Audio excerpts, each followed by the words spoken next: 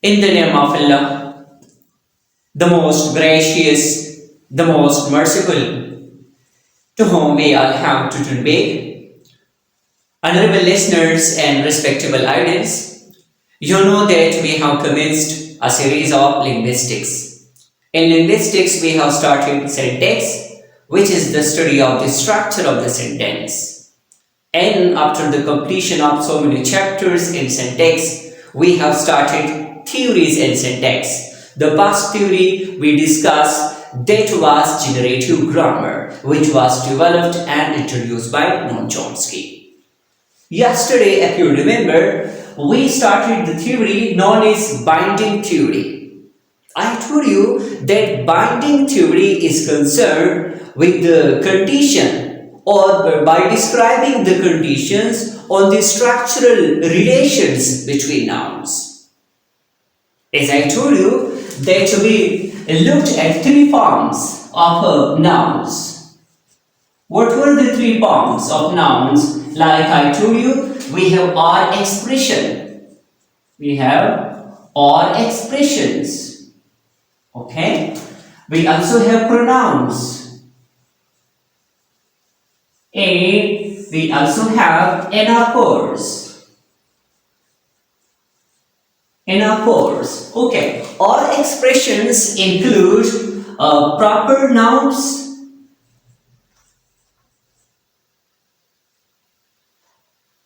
Yes, proper nouns and common nouns.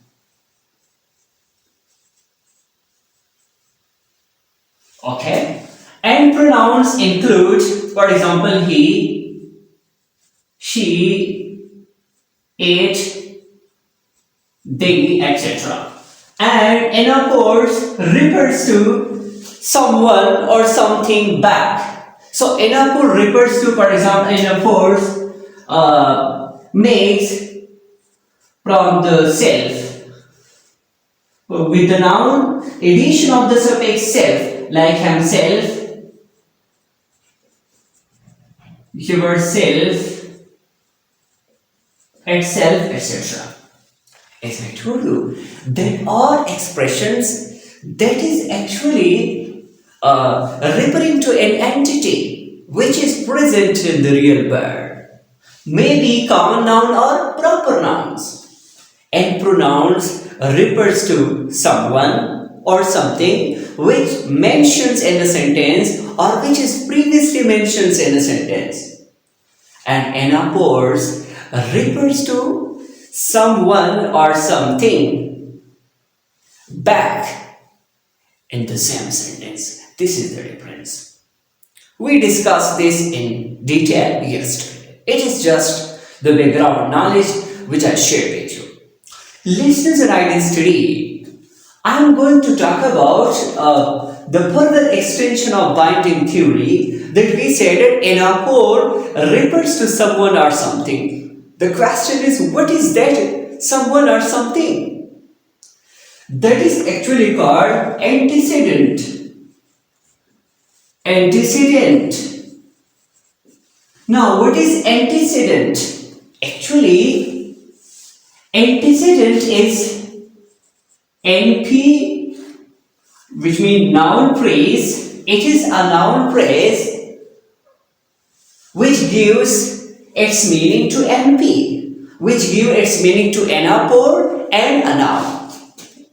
I'm repeating. Antecedent in a noun phrase which gives its meaning to what? Anapore, and also give its meaning to pronoun. The question is, how is it so? Antecedent, it is a noun phrase which gives its meaning to anapore and a noun, a pronoun. How it is? For example, I am writing a sentence. You see, Aslam hit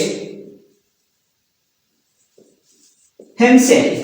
As I told you that anapore, it is a noun phrase which gives its meaning to anapod or a pronoun. So here you see Aslam had himself.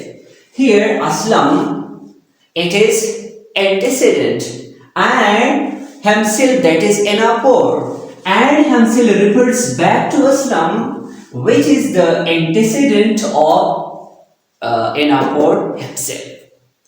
And I also told you that antecedent also gave its meaning to pronoun. How? For example, Aslam said to Akram that he was tired. Aslam said to Akram that he was tired. Now see, here in this sentence, Aslam said to Akram that he was tired.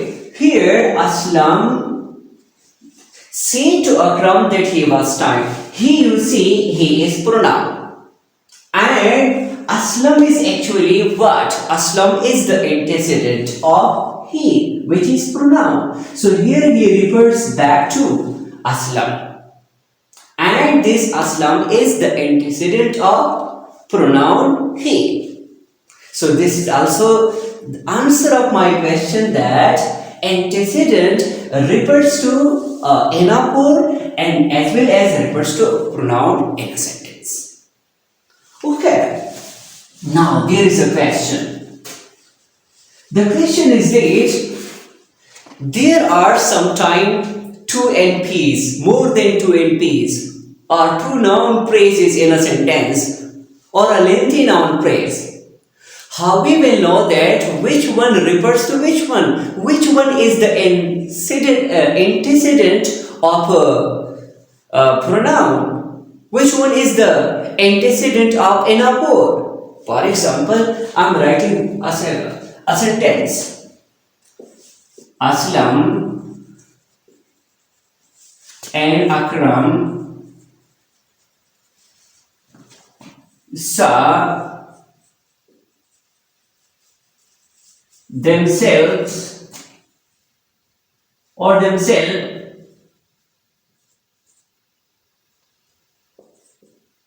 in mirror. You see in this sentence, himself, this is what? This is anapod. What is it refers to? It refers to both Aslam and Akram. So, Aslam and Akram, they are the antecedent of what? Themselves, which is anapod. Now, I'm going to another sentence to write it a little bit different from it. Aslam told Akram that he was busy. Aslam told Akram that he was busy. Now the question is, you see, this he is pronoun. The question arises, what is the antecedent of what does this he refers to? What is the antecedent of he in this sentence? This is a question. So we are going to discuss it in detail. Listeners and audience, remember that we have a process or a method for understanding this, which is known as indexation. Indexing or indexation. Now, what is indexing or indexation? Indexing or indexation is actually a code. We are giving a code in order to understand that either this here refers back to Akram or Aslam, which is the antecedent of this he pronoun. Okay, so that's why I'm going to write some index. For example, for Aslam is one NP with us, Aslam. Okay, so Now Aslam is one NP with us, so part 8 I am writing what? I. Remember that the symbols of antecedent, like the code starts from I, J, K, L, small letters, till to Z or Z. So I am writing part I. Then we have Akram. So part 8 I am writing the index, that is J. Now, definitely Aslam told Akram that he was busy. Now, who is the antecedent? Either Aslam or Akram. Definitely Aslam, because Aslam told. So that's why for he, which is pronoun, we also write what? I. Fine. So now it means that, see this symbol. It means that the antecedent of Aslam, the antecedent of pronoun he, that is Aslam. I am just going to provide another example as well.